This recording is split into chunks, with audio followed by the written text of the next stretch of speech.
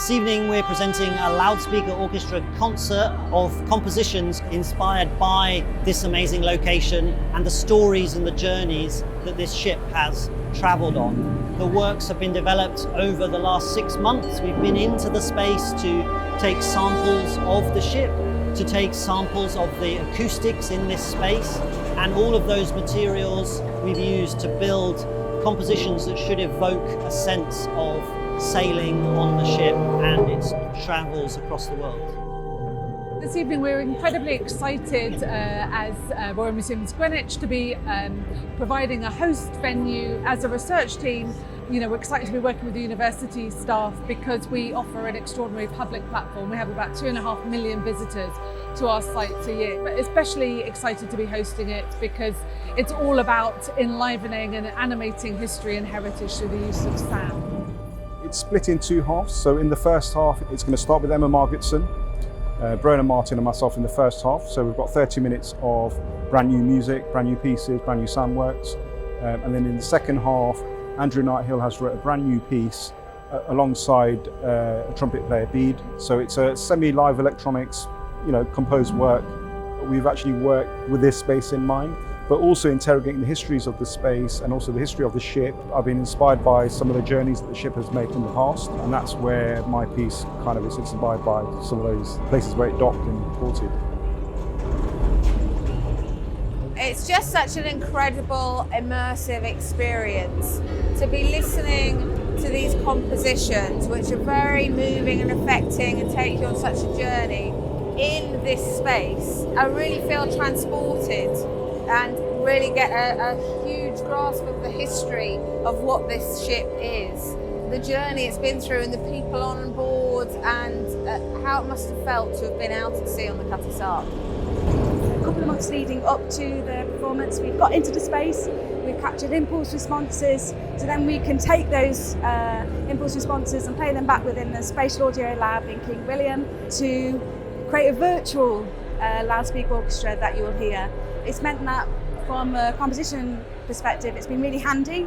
So we're essentially within the Spatial Audio Lab composing as if we're within the Cutty Sark itself.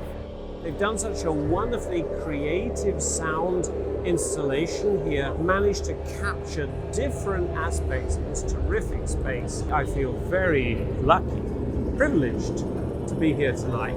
The piece being presented tonight is called Travelling Through the Fog.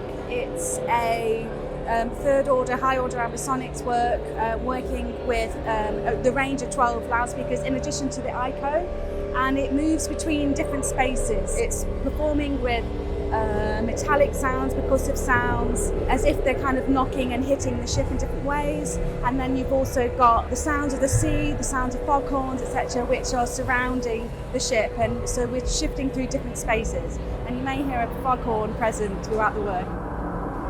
I had my eyes closed for most of it, and to feel completely part of the compositions with all of the speakers around us, it was just so immersive, really relaxing and enjoyable.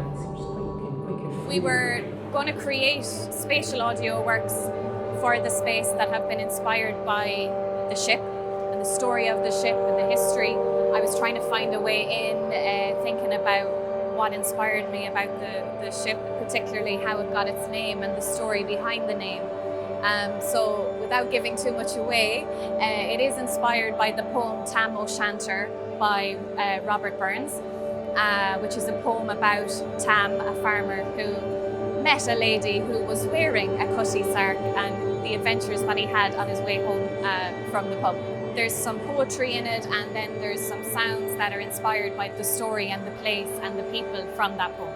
Obviously, the audience will have a big impact on the acoustics, which for this space, it's quite reverberant. It is a massive space. There is a lot of reverb and echo, which has an impact on your piece. Even though I'm really happy with how it sounded, I'm so interested in what the bodies in the room are going to do and how they're going to absorb some of that reverberance.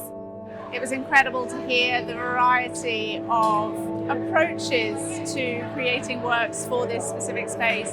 I wasn't expecting to feel so involved, almost like encapsulated by the sound. I've never experienced that before.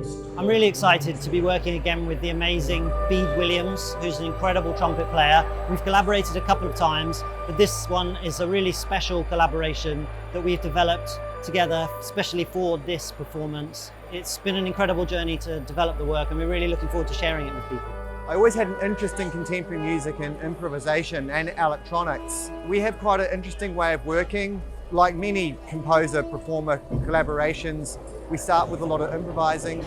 I just have fun, and we might put down 3 hours or so worth of recorded material, and then I don't know how he manages to do it, but he must painstakingly sit in the studio and pick everything out.